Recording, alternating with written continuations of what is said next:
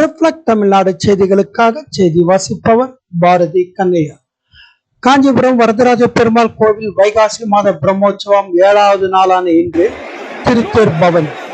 சுமார் 73 அடி உயரமுள்ள 7 நிலை கொண்ட சிற்பங்கள் வேலைப்பாடுகள் கொண்ட தேர் உற்சவம் காண பல்லாயிரக்கணக்கான பக்தர்கள் தேரை கோவிந்தா கோவிந்தா என பக்தி பரவசத்துடன் படம் பிடித்து இழுத்தனர். உலக பிரசித்தி பெற்ற வரதராஜ பெருமாள் கோவில் 40 ஆண்டுகள் ஒரு முறை நடைபெறும் அத்திவரதர் வைபவம் 2019ஆம் ஆண்டு வெகு விமர்சையாக நடைபெற்றது. இதனைத் தொடர்ந்து உலகம் முழுவதும் பக்தர்கள் சாமி தரிசனம் செய்தனர்.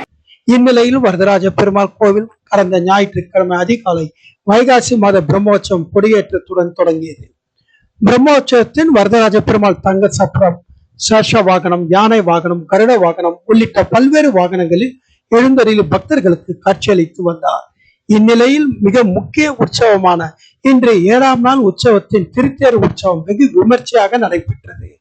திருக்கோயில் வாகன மண்டபத்தில் வரதராஜ பெருமாள் ரோஸ் நிறப்பட்டு உடுத்தி தங்க ஆபரணங்கள் அலங்கரிக்கப்பட்டு ராஜ அலங்காரத்தில் பூதேவி ஸ்ரீதேவியுடன் எழுந்தருளி பாதங்கள் தாங்கி திருத்தேர் கொண்டு வரப்பட்டு தேரில் பக்தர்களுக்கு காட்சியளித்தார்.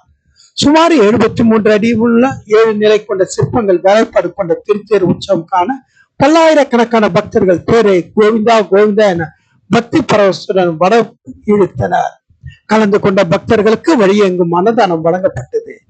தேர் திருவிழாவை முன்னிட்டு மிலிட்டரி ரோட் ரயில்வே நிலையம், பழைய ரயில்வே நிலையம், புதிய ரயில்வே நிலையம், ஒலி முகமது பேட்டை போன்ற பகுதிகளில் தற்காலிக பேருந்து நிலையம் அமைக்கப்பட்டு அவ்வழியே செல்லும் பேருந்துகள் நிறுத்தப்பட்டு வருகின்றன. காஞ்சிபுரம் மாவட்டத்தில் இருந்து எமது செய்தியாளர் தினேஷ்.